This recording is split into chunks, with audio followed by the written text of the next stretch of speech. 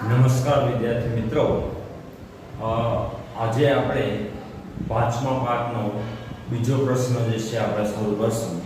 તો પાંચમો પાઠનું નામ છે પરિવર્તનની સામાજિક સાંસ્કૃતિક પ્રક્રિયાઓ. પરિવર્તનની સામાજિક સાંસ્કૃતિક પ્રક્રિયાઓ. વિદ્યાર્થી મિત્રો, એની અંદર આપણો બીજો પ્રશ્ન શરૂ કરવાનો છે કે સંસ્કૃતિકરણની પ્રક્રિયા ના પાસા ટૂંકમાં જણાવો. હવે સંસ્કૃતિકરણ, વિદ્યાર્થી મિત્રો, એ શબ્દ આવે છે સંસ્કૃતિકરણ. તો આપણે વાત કરશું તો બાળક નાનપણમાં જે ધર્મની અંદર જે રીત રિવાજો, જે પરંપરાઓનું પાલન કરે છે, તો બાળકની એ સંસ્કૃતિનું અંદર જે છે એ સંસ્કૃતિનો વિકાસ કરે છે. તો એવી રીતે બાળકનો એ સંસ્કૃતિની અંદર વિકાસ થાય છે. જે આપણા ધાર્મિક સ્થળો પ્રત્યે અથવા તો દરેક ક્ષેત્રની અંદર બાળકને આપણે જેવી રીતે વિકાસ કરવાનો છે, તો એ આપણે આપણા પાઠની અંદર આપણું જે છે કે સંસ્કૃતિકરણ એટલે શું, સંસ્કૃતિકરણના સામાજિક અને સાંસ્કૃતિક પાસાઓ જણાવો. તો આ પાઠનો બીજો પ્રશ્ન છે સંસ્કૃતિકરણની પ્રક્રિયાના પાસા ટૂંકમાં જણાવો. તો સંસ્કૃતિકરણ, તો એની અંદર એક પ્રખ્યાત સમાજશાસ્ત્રી છે. સંસ્કૃતિકરણની અંદર એક પ્રખ્યાત સમાજશાસ્ત્રી છે જેનું નામ છે એમ.એન. શ્રીનિવાસ. એમ.એન. શ્રીનિવાસ. એમ.એન. શ્રીનિવાસ અને જેમણે સંસ્કૃતિકરણ શબ્દનો ઉપયોગ કર્યો છે. બરાબર? કે એમ.એન. શ્રીનિવાસે સંસ્કૃતિકરણ નામનો જે છે જે શબ્દ છે એ શબ્દનો ઉપયોગ કર્યો છે. અને સૌપ્રથમ એમણે એક પુસ્તક લખ્યું છે, એક પુસ્તક લખ્યું છે. પુસ્તકનું નામ વિદ્યાર્થી મિત્રો આપણે યાદ રાખશું કે એમ.એન. શ્રીનિવાસ. અને એમ.એન. શ્રીનિવાસે જે છે સંસ્કૃતિકરણનો શબ્દનો ઉપયોગ કર્યો છે. અને સંસ્કૃતિકરણના ઉપયોગની શબ્દની સાથે સાથે એમણે એક પુસ્તક લખ્યું છે. શું લખ્યું છે? એક પુસ્તક લખ્યું છે. અને પુસ્તકનું નામ શું છે? આધુનિક ભારતમાં સામાજિક પરિવર્તન. આધુનિક ભારતમાં સામાજિક પરિવર્તન. બરાબર વિદ્યાર્થી મિત્રો, આ પ્રશ્નની અંદર તમે સૌપ્રથમ શું યાદ રાખશો? તો એમ.એન. શ્રીનિવાસ, એમ.એસ. ધોની નહીં, બરાબર? એમ.એસ.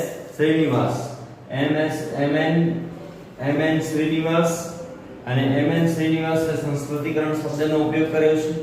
અને સંસ્કૃતિકરણના શબ્દના ઉપયોગની સાથે સાથે એમણે એક પુસ્તક લખ્યું છે. અને એ પુસ્તકનું નામ છે આધુનિક ભારતમાં સામાજિક પરિવર્તન.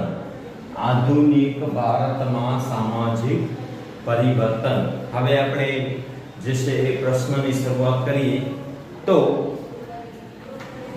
ભારતના જાણીતા સમાજશાસ્ત્રી, વિદ્યાર્થી મિત્રો, આપણે જે પ્રસ્તાવના બાંધશું એક વખત રિપીટ કરું છું કે ભારતના જાણીતા સમાજશાસ્ત્રી ડોક્ટર એમ.એન. શ્રીનિવાસ સંસ્કૃતિકરણ શબ્દનો પ્રયોજક છે, એટલે કે એ શબ્દ આપનાર છે, શબ્દનો ઉપયોગ કરનાર છે.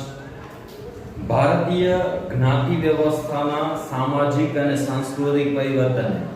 ભારતીય જ્ઞાતિ વ્યવસ્થા, વિદ્યાર્થી મિત્રો આ શબ્દ સમજશો. જ્ઞાતિ વ્યવસ્થા. જ્ઞાતિ વ્યવસ્થા. વિદ્યાર્થી મિત્રો, જ્ઞાતિ વ્યવસ્થા એટલે શું? તો આપણે જે પણ જ્ઞાતિ વ્યવસ્થાની વાત કરીએ આપણે, તો જે ઉચ્ચ જ્ઞાતિથી કરી, એટલે કે સૌથી ઉચ્ચ જ્ઞાતિ જે છે, આપણે અલગ અલગ જ્ઞાતિઓને ગણીએ છીએ. બ્રાહ્મણ છે, ક્ષત્રિય છે, શક છે, એ બધા આપણે શું ગણીએ છીએ? તો એ બધા ઉચ્ચ જ્ઞાતિઓ છે. અને એ નીચલી જ્ઞાતિઓ છે, જે તમે બધા જાણો છો. તો ઉચ્ચલી જ્ઞાતિઓથી નીચલી જ્ઞાતિની વાત આપણે જે છે આની અંદર કરવાની છે કે જ્ઞાતિ વ્યવસ્થામાં સામાજિક. બરાબર? હવે સૌપ્રથમ શું આવશે? જ્ઞાતિ વ્યવસ્થા. જ્ઞાતિ વ્યવસ્થાની અંદર ઊંચી જ્ઞાતિઓ કે બ્રાહ્મણ છે, કે ક્ષત્રિય છે, કે જે જાડેજાને આપણે ગણતરી કરીએ છીએ, એ બધા આવશે એની અંદર જ્ઞાતિ વ્યવસ્થા. અને એની સાથે સાથે બીજું આપણે સમજવાનું છે કે સાંસ્કૃતિક પરિવર્તનને સમજવા માટે તેમણે આ શબ્દનો ઉપયોગ કર્યો છે. સાંસ્કૃતિક પરિવર્તનને સમજવા માટે તેણે આ શબ્દનો ઉપયોગ કર્યો છે, સંસ્કૃતિકરણ. શ્રીનિવાસે પોતાનું પુસ્તક આધુનિક ભારતમાં સામાજિક પરિવર્તન, social change in modern India માં સંસ્કૃતિકરણ સવિસ્તર ચર્ચા કરી છે. સંસ્કૃતિકરણ પ્રક્રિયાના કેટલાક પાસાઓ નીચે પ્રમાણે છે. આપણે પહેલા પાસાથી શરૂઆત કરશું. તો સંસ્કૃતિકરણની પ્રક્રિયામાં વ્યક્તિ નહીં, સંસ્કૃતિકરણની પ્રક્રિયામાં વિદ્યાર્થી મિત્રો કોઈ પણ સંસ્કૃતિકરણ જે છે બાબત જોવાની આવે તો કોઈ પણ વ્યક્તિ મહત્વનો નથી, કોઈ પણ વ્યક્તિ મહત્વનો નથી, એ સમાજ આખો એના માટે મહત્વનો છે કે સંસ્કૃતિકરણની પ્રક્રિયામાં વ્યક્તિ નહીં, હું કે કોઈ એક વ્યક્તિ નહીં, બીજો કોઈ વ્યક્તિ નહીં, આ તો એક વિદ્યાર્થી, કોઈ એક વ્યક્તિ નહીં, પરંતુ સમગ્ર જ્ઞાતિ સમૂહ ઊભી સામાજિક ગતિશીલતા પ્રાપ્ત કરે છે. બરાબર વિદ્યાર્થી મિત્રો, આપણે આ મુદ્દો સમજશું કે સંસ્કૃતિકરણની પ્રક્રિયામાં વ્યક્તિ નહીં પરંતુ સમગ્ર જ્ઞાતિ. બરાબર, હવે આપણે વાત કરશું તો બ્રાહ્મણ. હવે બ્રાહ્મણ જ્ઞાતિ છે તો બ્રાહ્મણ જ્ઞાતિની આપણે વાત કરીએ તો એની અંદર કોઈ એક વ્યક્તિ નહીં પરંતુ એ જે સમાજ છે એ સમાજ શું કરે છે? ઊભી ગતિશીલતા પ્રાપ્ત કરે છે. ઊભી ગતિશીલતા પ્રાપ્ત કરે છે એટલે શું? તો ઝડપી વિકાસ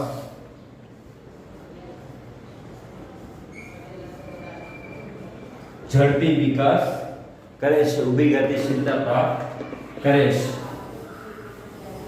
તો પહેલો મુદ્દો આપણે ક્લિયર થઈ ગયો છે. એક વખત રિપીટ કરું છું, તમે બધા સાંભળશો કે સંસ્કૃતિકરણની પ્રક્રિયામાં વ્યક્તિ નહીં પરંતુ સમગ્ર જ્ઞાતિ સમૂહ ઊભી ગતિશીલતા પ્રાપ્ત કરે છે, ઊભી સામાજિક ગતિશીલતા પ્રાપ્ત કરે છે. સંસ્કૃતિકરણ થાય એટલે જ્ઞાતિ સમૂહને આપોઆપ ઊંચો સામાજિક દરજ્જો પ્રાપ્ત થતો નથી. બરોબર, સંસ્કૃતિકરણ થાય એટલે સામાજિક જે સામાન્ય વાત કરી આપણે કે સંસ્કૃતિકરણ થાય એટલે જ્ઞાતિ સમૂહને આપોઆપ ઊંચો સામાજિક દરજ્જો પ્રાપ્ત થતો નથી. તે માટે જ્ઞાતિએ પોતાનો દાવો આગળ ધરવો પડે છે અને તે માટે તેમણે પ્રયત્નો કરવા પડે છે. હવે નીચી કક્ષાની જ્ઞાતિઓ છે. બરાબર, નીચલી કક્ષાની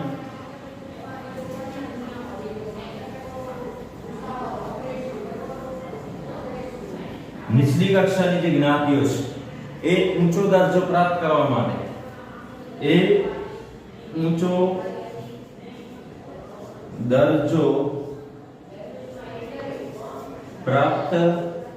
કરવા માટે નીચલી કક્ષાની જે જ્ઞાતિઓ છે ઊંચી જાતિનો જે છે એ દરજ્જો પ્રાપ્ત કરવા માટે એ શું કરે છે? તો એ પોતાનો દાવો કરે છે.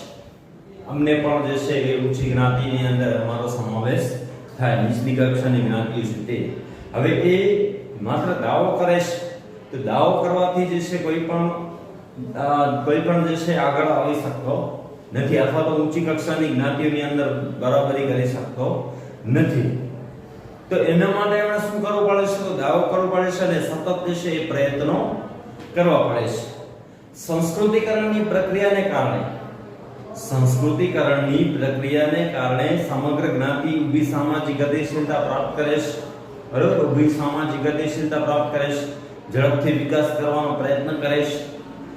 આ ઊંચો દરજ્જા માટે નિમ્ન જ્ઞાતિના સભ્યો પોતાનો દાવો રજૂ કરે છે. બરાબર, નિમ્ન જાતિ એટલે નીચલી કક્ષાની જાતિઓ છે, તમે બધા જાણો છો. કોળી છે, પછી મહેશ્વરી છે, પછી જે એવી જ્ઞાતિઓ જે આદિવાસી જે સમૂહની જ્ઞાતિઓ છે, તો હવે એ લોકો શું કરશે? પોતાને આગળ વધારવા માટે પોતાનો દાવો જે છે ઉપર લઈ આવશે અને ઉપર લેવા માટે એમણે શું કરે છે? તો દાવો કરવો પડે છે અને સતત એના માટે પ્રયત્નો કરવા પડે છે. પછી સંસ્કૃતિકરણ થવાથી જ્ઞાતિના કોટિક્રમમાં સ્થાન થાય છે. હવે સંસ્કૃતિકરણ એ લોકોની અંદર જે સારા રીત રિવાજો છે એ લોકો પાલન કરે છે. બરાબર, બ્રાહ્મણ લોકો છે તો બ્રાહ્મણ લોકો જે છે એ જેમને સંસ્કૃતનું જ્ઞાન છે કે 5 વેદો છે એ સારી રીતે પાકા હોય છે. એ તરત શ્લોકોનું જે છે મોઢે બોલવું, ગંઠન કરીને જે છે બોલવું, એ ગંઠ કરીને બોલી શકે છે. તો એ અને એના સિવાયના ઘણા બધા જે અવન જેને કહી શકીએ છીએ કે આપણે એ બ્રાહ્મણ જ્ઞાતિના લોકો છે એ કરાવે છે. તો જો ઊંચી જ્ઞાતિની અંદર સમાવેશ કરવું છે તો એ તમને પહેલા શું કરવું પડશે? તમારી અંદરની જે સંસ્કૃતિ છે, જે આવડત છે, એ તમને આવડત પ્રાપ્ત કરવી પડશે. તમે તમારો દરજ્જો, જે જ્ઞાતિનો દરજ્જો છે, ઉપર લઈ આવી શકો છો. પછી સંસ્કૃતિકરણ થવાથી જ્ઞાતિના કોટિક્રમમાં સ્થાન ફેર થાય છે. જ્ઞાતિના કોટિક્રમમાં સૌપ્રથમ છે, પહેલા નંબર પર છે તો કદાચ બ્રાહ્મણ છે. હિન્દુઓની વાત કરીએ આપણે તો બ્રાહ્મણ છે, બ્રાહ્મણ, ક્ષત્રિય, એવી રીતે જે અલગ અલગ જ્ઞાતિઓ છે, લાસ્ટમાં જે પણ જ્ઞાતિઓ છે, તો એ જ્ઞાતિઓ સ્થાન ફેરે એટલે કે એની અંદર પોતાની અંદર પરિવર્તન લઈ આવે છે. અને એ પરિવર્તન થવાથી જે છે લોકો શું કરે છે? તો એ સ્થાન ફેર થાય છે કે જે નીચી કક્ષાની જ્ઞાતિ છે ધીમે ધીમે ઉપર આવે છે. પરંતુ સમગ્ર જ્ઞાતિ વ્યવસ્થામાં પાયામાંથી બદલાઈ જતી નથી. સંસ્કૃતિની જે જ્ઞાતિ વ્યવસ્થામાં ફેરફાર થાય છે, જ્ઞાતિ વ્યવસ્થામાં જે આગળ પાછળના ક્રમ છે એ ફેરફાર થાય છે, પરંતુ સંપૂર્ણપણે જે છે એ જ્ઞાતિ વ્યવસ્થામાં ફેરફાર થઈ શકતો નથી. જે નિયમો છે, જે અલગ અલગ જ્ઞાતિઓ છે એના અલગ અલગ નિયમો છે, અને એ નિયમોનું આપણે પાલન કરીએ છીએ. અને જે બીજી કોઈ વ્યક્તિ છે એ વ્યક્તિ એ નિયમોનું પાલન કરે તો એ થોડાક અંશે પાલન કરી શકશે, પૂરેપૂરે અંશે પાલન થશે નહીં. સંસ્કૃતિકરણથી આર્થિક ઉન્નતિ થાય એવી કોઈ ખાતરી હોતી નથી. સંસ્કૃતિકરણ, બરાબર, સંસ્કૃતિકરણથી આર્થિક ઉન્નતિ એટલે વિદ્યાર્થી મિત્રો પૈસાકીય બાબતે ઉન્નતિ એટલે સફળતા, પૈસા આપણે પ્રાપ્ત કરીએ તે આર્થિક ઉન્નતિ થાય. એ સંસ્કૃતિકરણથી આર્થિક ઉન્નતિ થાય એવું કોઈ જગ્યાએ લખેલું અથવા તો કોઈ જગ્યાએ છે નહીં. જે વ્યક્તિઓ આર્થિક અને રાજકીય રીતે આગળ હોય પરંતુ સામાજિક દરજ્જો ઊંચો ન હોય તેવા વ્યક્તિઓ સાંસ્કૃતિકરણથી દરજ્જો ઊંચો લાવે છે. વિદ્યાર્થી મિત્રો, આ મુદ્દો આપણે સમજશું કે જે વ્યક્તિઓ આર્થિક અને રાજકીય રીતે આગળ હોય, આર્થિક એટલે પૈસાદાર હોય, બરાબર, પાર્ટી હોય, એમની પાસે પૈસા જે છે પૂરતા હોય, બરાબર, લખાપતિ, કરોડપતિ આપણે જેને કહીએ છીએ એ હોય, અને એની સાથે સાથે એ શું વાત કરવાની છે આપણે કે રાજકીય રીતે આગળ હોય, એટલે કે પોલિટિક્સ ની અંદર કે કોઈ એવા ક્ષેત્રની અંદર એમની ઓળખ હોય, તો એ પોતાનો સામાજિક દરજ્જો ઊંચો ન હોય, એનો સામાજિક દરજ્જો ઊંચો નથી તો એ શું કરશે? પૈસા, અને પૈસાની સાથે સાથે રાજકીય રીતે પોલિટિક્સની લીધે પણ એ પોતાની જ્ઞાતિને ઊંચો લઈ આવવાનો પ્રયત્ન કરશે, અને એ સંસ્કૃતિકરણ દરજ્જો ઊંચો લાવે છે. સંસ્કૃતિકરણના ખ્યાલમાં પ્રભાવી જ્ઞાતિઓની ભૂમિકા મહત્વની છે, બરાબર. સંસ્કૃતિકરણના ખ્યાલમાં પ્રભાવી કે જે જ્ઞાતિઓ એવી છે કે જેમનો પ્રભાવ અલગ છે. ક્ષત્રિયની બહાદુરી માટે વખણાય છે, બ્રાહ્મણ છે તે કંઠસ્થ શ્લોક અને સંસ્કૃતિ માટે વખણાય છે, તો એ પોતાના પ્રભાવથી જે ફેમસ, અને એની સાથે એની સમકક્ષ લઈ આવવું એ મુશ્કેલ છે, તો એ પોતાની પ્રભાવી ભૂમિકા જે મહત્વની છે. સંસ્કૃતિકરણની પ્રક્રિયા માત્ર હિન્દુ જ્ઞાતિઓ પૂરતી મર્યાદિત નથી, બરાબર, માત્ર હિન્દુ જ્ઞાતિઓ પૂરતી મર્યાદિત નથી, પરંતુ આદિવાસી સમુદાયોમાં પણ સંસ્કૃતિકરણની પ્રક્રિયા જોવા મળે છે. એટલે કે આદિવાસી લોકો છે, જે બિલકુલ નીચલી કક્ષાના લોકો છે, એ પોતાનું સ્તર ઊંચું લઈ આવવા માટે પ્રયત્ન કરે છે, બરાબર. એ પ્રયત્નો કરે છે, અને પ્રયત્નો આપણે કયા છે એ આપણે જોઈએ કે કેટલાક આદિવાસી સમૂહો પણ જ્ઞાતિનો ઊંચો દરજ્જો મેળવવા દાવો કરે છે, સરકાર તરફ સામે લડત કરી અને એ પોતે પ્રાપ્ત કરવાનો પ્રયત્ન કરે છે.